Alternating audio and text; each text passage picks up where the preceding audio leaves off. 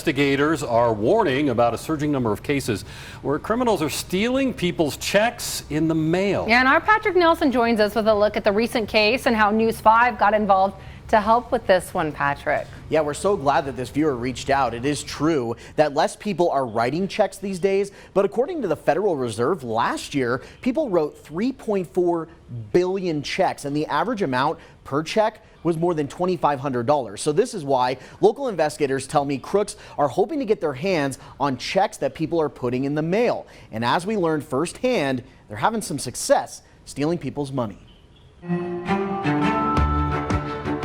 I had heard so much about stolen checks, but I thought, gee, it'll never happen to me. Helen Wine is 90 years old and says she's always paid her bills with checks through the mail, utilizing the convenience of the outgoing community mailbox in her neighborhood.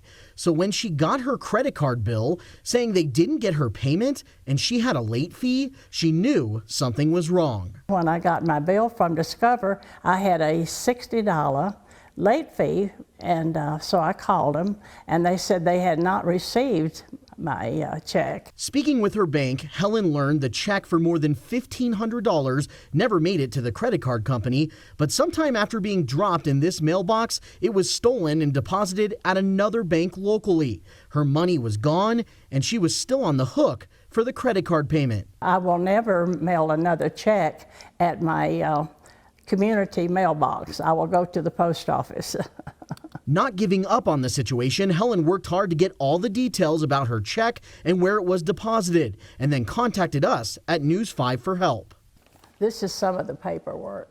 Seeing all her evidence, I connected her with investigators at CSPD who immediately launched an investigation. Oh, it made a lot of difference because every person involved in this knew that y'all were on it. Yeah, so you had my back. After a couple of weeks, Helen says investigators identified a suspect and money was returned to her account. I did not want this to happen to anyone else, and it just happened to turn out okay after a while. CSPD Detective Raymond Wetzel says Helen's story is a good example of the stolen check cases that continue to come across his desk. The checks are either being rewritten, washed, what have you, and deposited into accounts that they weren't meant to be.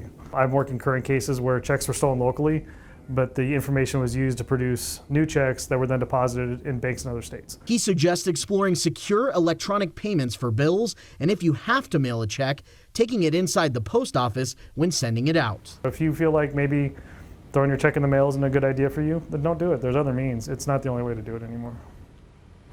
And we're so happy that Helen was able to get her money back. She did so many things right in this situation. Let's walk you through some of them. Now, if you have a check stolen, the first step that you should take, contact your bank, let them know. The second step, file a police report, because this could actually help investigators uncover a bigger problem. Now, if your stolen check is actually deposited, your bank will now know and can provide a copy of that check to investigators, which is a key piece of evidence to try to catch the thief and get your money back. Back to you.